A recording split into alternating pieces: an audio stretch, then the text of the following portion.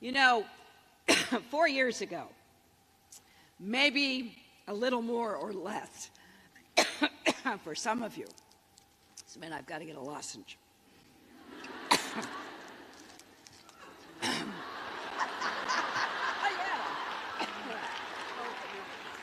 Thank you. I told the trustees I was sitting with, after hearing Tala's speech, I didn't think I could get through it. So we'll blame allergy instead of emotion. But you know, you arrived at this campus.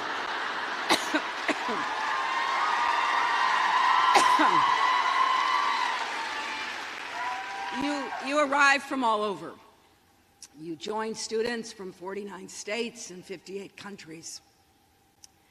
Now, maybe you felt like you belonged right away. I doubt it. But maybe some of you did and you've never wavered. But maybe you changed your major 3 times and your hairstyle twice as many as that.